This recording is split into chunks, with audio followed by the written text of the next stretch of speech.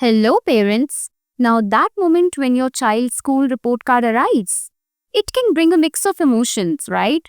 Excitement, maybe some anxiety, and often a lot of questions.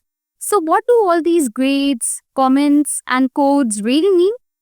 So, my name is Gurpreet, and today we are going to help you decode school report cards in the US and Canada, looking far beyond just the academic grades. So, we'll explore teacher comments, effort marks, learning skills, and most importantly, how you can use this valuable document to support your child's growth and improvement.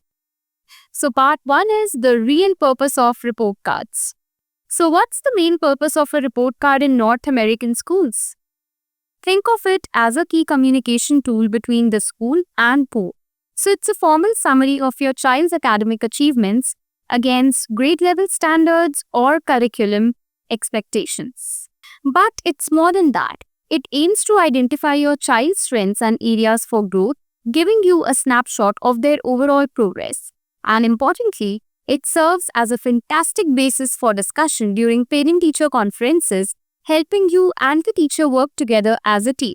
So students, let's break down what you'll typically find inside a North American report card. So first, the academic grades or marks. Now these can come in different forms. Familiar letter grades like A, B, C, percentages, or in many Canadian provinces and some US standard-based systems, level of achievements, often a scale of 1 to 4 where level 3 usually means meeting the grade level standard. Some schools use standard-based grades which tell you how your child is progressing on a specific learning goals within each subject, like identifies the main idea in a text. Next, and this is often where the real gold is, teacher comments. Now these are personalized notes from the teacher. They provide context for the grades, highlight specific strengths or challenges that your child is facing, and suggest ways which can help at home. So read these very carefully as they offer much insight. Then after that, you need to look for effort marks, work habits, or learning skills. So these are usually assessed separately from academic grades and tell you how your child approaches their learning. So you'll see categories like responsibility, do they complete homework, organization, independent work, collaboration, like how they work with others, initiative, do they show curiosity, and self-regulation. That is, can they manage their learning and stay focused? So these are often graded with codes like E for excellent, G for good, S for satisfactory, or N for needs improvement. So these skills are incredibly important for success in school and life. Then you might also see notes on attendance and of course grades or comments for specialist subjects like art, music, and physical education. So the key to understanding the report card is to look at the whole picture, not just isolated grades. Now, a C grade in math alongside excellent effort marks and a teacher comment saying, Sarah is working very hard and showing great improvement in understanding new concepts, but sometimes struggles with multi-step problems. So this tells a much richer story than CLO. So just try to connect the dots. If the learning skills section shows needs improvement in organization, could that be impacting their grades in the subjects that require a lot of materials or steps? So look for patterns. Are there similar comments or learning skill assessments across different subjects? This could point to a broader strength or an area that needs consistent focus.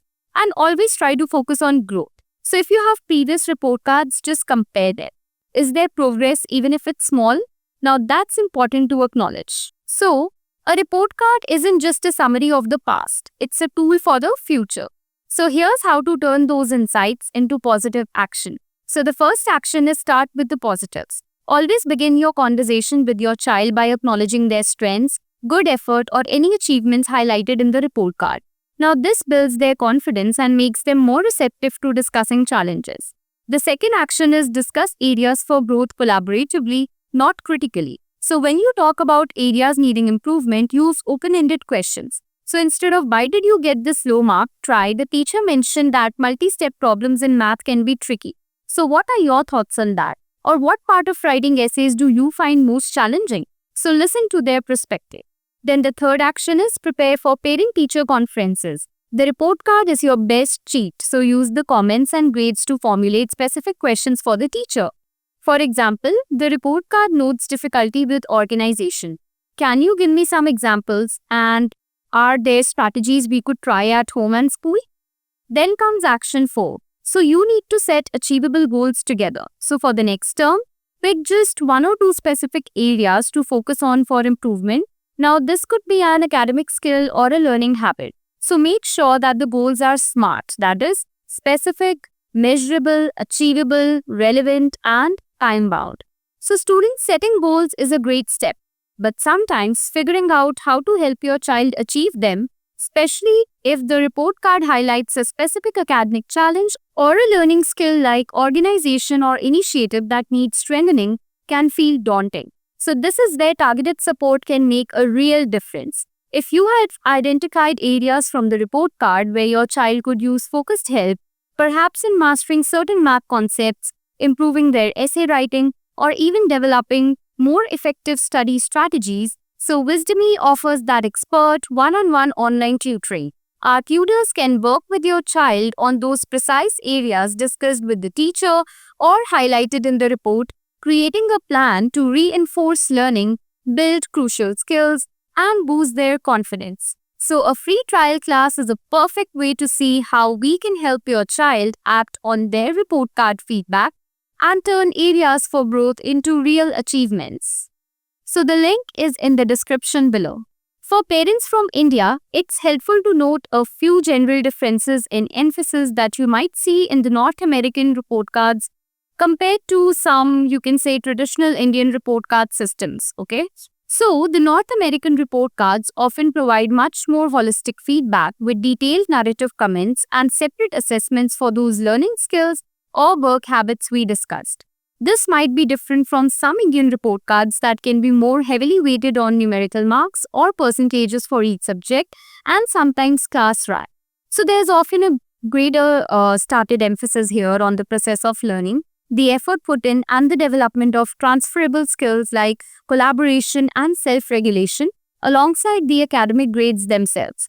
And in some systems like standard-based reporting, the focus is more on individual child's mastery of specific learning standards rather than a direct comparison or ranking against their classmates. Of course, these are generalizations, and educational systems everywhere, these are always evolving. So here are a few top tips for all parents when that report card comes home. So just read the entire report card carefully as soon as you get it, comments and all. Then schedule dedicated calm time to discuss it with your child, make it a conversation and not a lecture. Then keep report cards in a file. So they are great for tracking progress and patterns over the years. Now remember, it's a communication tool. So use it to strengthen that vital homeschool partnership.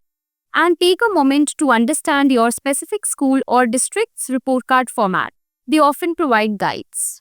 Now to sum up, your child's school report card is so much more than just a collection of grades.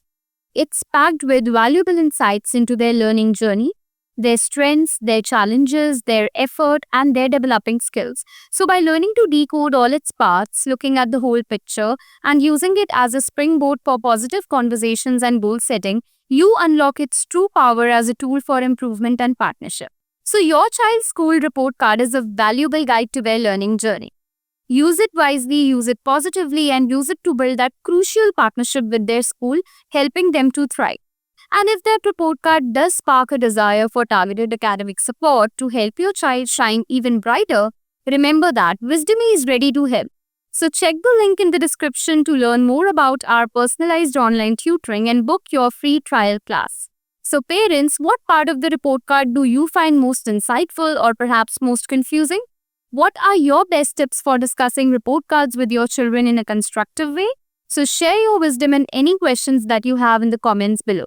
Let's all learn from each other. If this guide helped you feel more confident about decoding school reports, please give it a thumbs up, subscribe for more parenting and educational tips, and share it with other parents who might benefit. Thank you for watching, and here's to many insightful and productive report card discussions that lead to real growth.